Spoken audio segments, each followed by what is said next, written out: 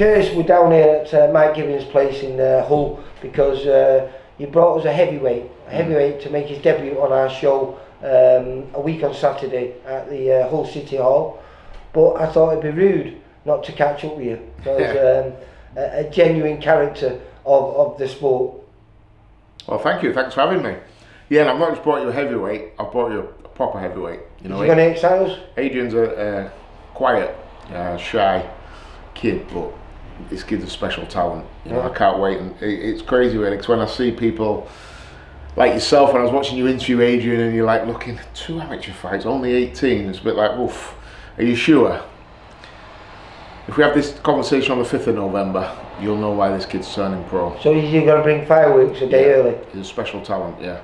Adrian, I think, and I've said it to anyone that talks to me about it, I think Adrian's going to be the heavyweight champion of the world one day. I'm more convinced every day I see him in training, every day I see him spar. It sounds like a stupid saying that. Yeah. But, you know, if it comes true, I remember Steve Egan, who was Tyson Fury's coach, said about him at 18 years old, this guy's going to be heavyweight champion of the world, and everyone laughed at him a little bit. But that's what happens, isn't it? You know, you've got to start somewhere. Yeah, 100%. And like I said, I've been in professional sport for 25 years, football and boxing, and I've seen loads of good talents in both. But when you see someone who's special, you know it. And Adrian's a special talent. He's so inexperienced. For an 18-year-old, like I said, he had 2 amateur fights, and that's the bit that really excites me. Imagine what this, I think, imagine what this kid's going to be like. You know, you feel like we're only scratching the surface. Yeah, imagine what he's going to be like at 23. So even when he's 23 in a heavyweight, he'll be an absolute baby. Kid will be a monster by then. Honestly, I think that we've got a special talent. Like I said, this might come back about look an idiot in a few years' time, but I think Adrian's going to be... Or a boxing genius. Yeah, maybe, yeah. One or the other. But he's going to be the best talent this area's seen in a long time. Well, I'm looking forward to that. But I wanted to talk to you because I was saying to you before, I remember watching you doing I think it was just you videoed yourself and put a blog up, and it was on Twitter because you were famous for Twitter. But you were talking about your boxing career and your football career, because you were a footballer originally, and you made the crossover into boxing, and you said that you underachieved as a footballer but perhaps overachieved as a boxer. Well, yeah, there's no perhaps about it. You know, I still have to pinch myself now to think that, you know, I became the British light welterweight champion, the only one in this area's ever had, and I didn't start with much talent at all in boxing. When did you start boxing? How old were you? 26. And had you boxed before? Had you played around with the sport before? No. And if you didn't, how did you find your way into boxing? I'd never boxed. I was always a boxing fan. I was born in 1980, so I was brought up on Nigel Benn, Frank Bruno, Chris Eubank, you know, the great era, Mike Tyson. So I'd always been a boxing fan, but I'd never boxed. In my area, there was no boxing gyms around or anything like that. So why then? I just loved fighting. I've always loved fighting from a young age. You know, it's something that, that I've always done. So what was it, injury that stopped you from playing football? No, I just decided to retire one day. I'd had enough of it, fallen out of love with it. Been playing it my whole life at a competitive level. Well, you played football for England and everything, didn't you? Yeah. Who was it? Sheffield Wednesday, was it? Don't say that. Sheffield United. Sorry. Yeah, I played Sheffield United, Birmingham City, Hull City, Peterborough United. So yeah, I played for some good clubs, but I had no more passion for it left anymore. I didn't want to do it anymore. And I knew I was still young enough to do something with the rest of my life. And I don't know why it was boxing, it could have been anything. I started boxing with Gary Daru over in Peterborough, former British champion himself. When I was playing for Peterborough United, I used to go and do a little bit of pads with Gary. That's how you got into it? That was how that was the first boxing gym I'd ever been into. Yeah. Started doing a bit of footwork, then started doing a little bit of pads. And then, you know what it's like, I'm like, wouldn't mind a little spar. So I started sparring with some amateurs that were like 13, 14 years of age. So I used to have a little move around with them and just got the bug and just loved it. And at that point, I didn't want to be a footballer anymore, but it was all I'd ever kind of known. So I stuck with it a little bit longer, and then told Gary, listen, I'm going to retire. And he was like, you're mental. If you retire to come into professional boxing, you want your head testing. And I said to Gary, listen, I'm doing it with or without you. I'd love your help, but if you don't want to train me or you don't think it's the right thing to do, I'm going to go and do it with somebody else. I've made my mind up. So Gary was like, no worries, if you're going to do it and your heart's set on it, then I'll help you. So I literally, the end of the season came, I think 8 weeks later, I made my professional debut on a Frank Warren show against Dean Marc Antonio. So it just happened that quick. Yeah. I was going to do a year amateur, but looking back now, I'm so glad I didn't. So straight into Straight in, yeah. It's a hard thing to do that. Yeah, crazy. And especially, you know, because, what you mean, about 27 then? 26, I made my debut, yeah. So, a tough way of learning, because Yeah. you don't get any easy fights. And I was saying before to you, your understudy here, Adrian, that they're hard men, these guys, really hard men. Yeah. And it's the hardest way to make a living is fighting, isn't it? You know, everyone that gets in there have got some sort of toughness. I mean, I remember when I first came in, I always tell the story about Daniel Thorpe. Remember Daniel Thorpe? Yeah, I do, yeah. So Thorpe had I think Thorpe ended up having over 150 fights. And I sparred him in Dave Caldwell's gym. And he was one of the first seasoned pros that I'd sparred. And he absolutely hammered me. Like, hit me with every combination. You can't even throw them combinations on the computer games when you press all the buttons. Thorpe was hitting me with everything, and I didn't know who Daniel Thorpe was. I remember sat on the ring apron after the spar talking to Dave Calder, and I was like, bloody hell, he's good, Dave. And I knew Dave at the time trained a couple of British champions. I assumed that Thorpe was one of them. And Dave said to me, he said, yeah, he's a good little boxer with Thorpe, but we're having a bit of a problem with him. Because the board are trying to take his license off him. So I was like, why? I thought, is he injured? Or he said, oh, he's not going to fight in a year. And I was like, you're joking me. And it just absolutely toyed with me, and that was a real eye-opener for me of kind of what level I was at and what level these so-called, I mean, Thorpe, I think had 80 losses on his record. So technically, you know, wasn't very good, but that was a really understanding of, wow, well, these guys out here can really fight. Yeah, I think you finished, what, 31 fights, I think it was 24 wins and 7 losses. But when you won the British title, I think you were 21 and 6. Right. Now, you get one loss in this modern era, and you wrote off. Did you ever write yourself off? No, plenty of people did around me, but I came into boxing and I knew, I'm not daft, I knew where I was at. I knew I was going to lose fights along the way. Right. My aim was to end up winning the British title. If I had to go to get there, it didn't really bother me, you know, so I knew I was going to lose along the way.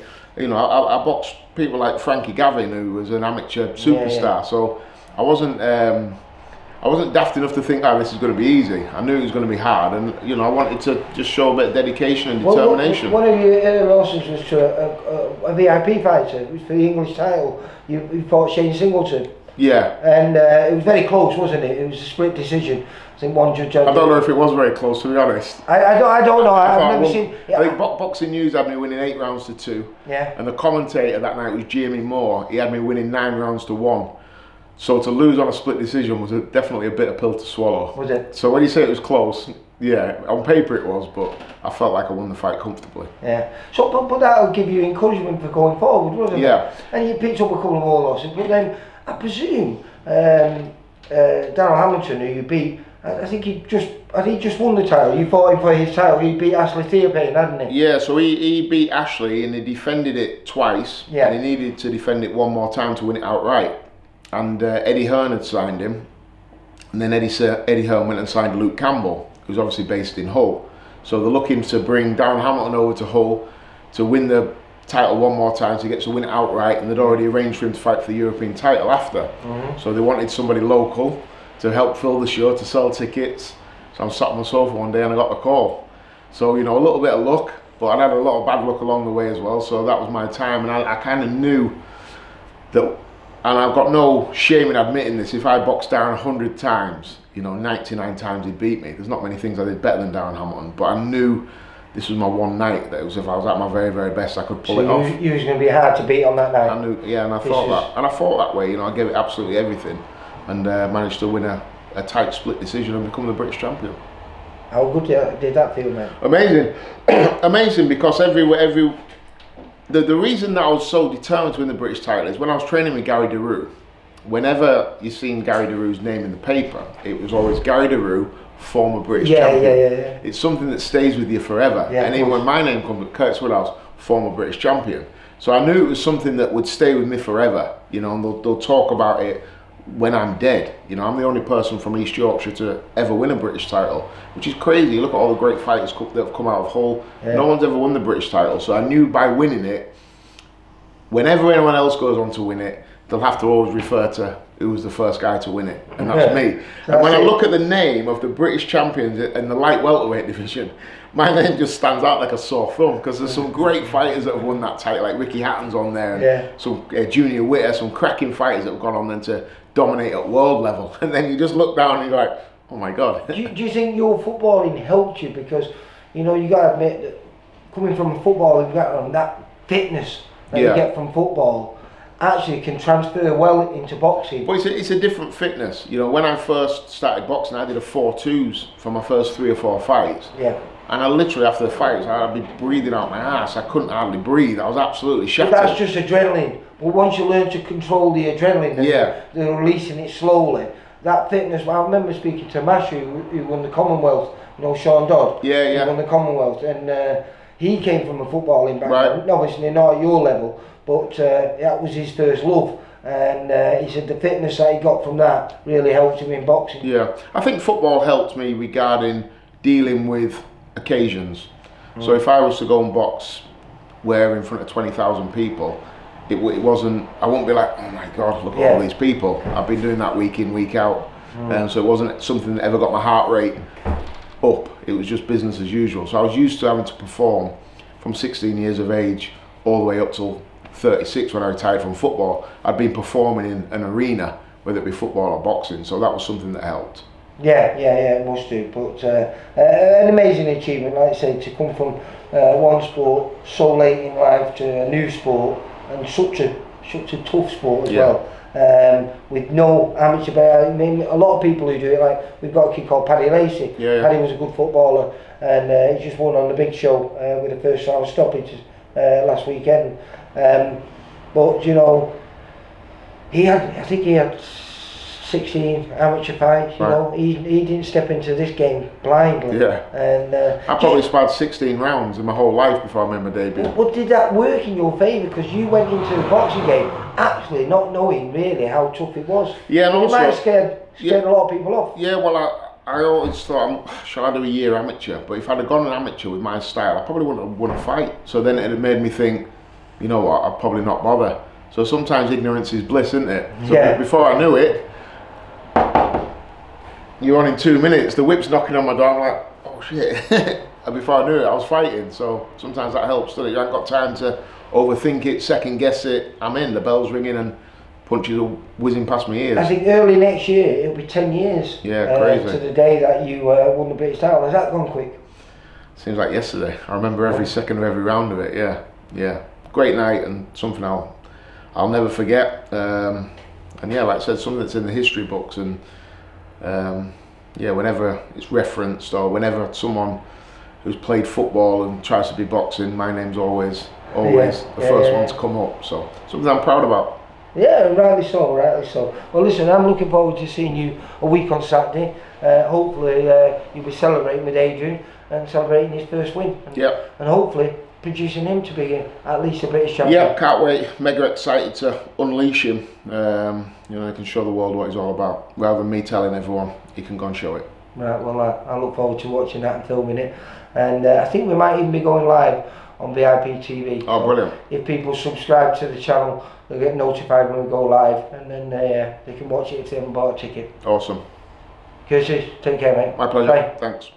For all boxing info, news and latest interviews, amateur and pro, across the north, click and subscribe. VIP Boxing Promotions. Also Twitter, Instagram and Facebook.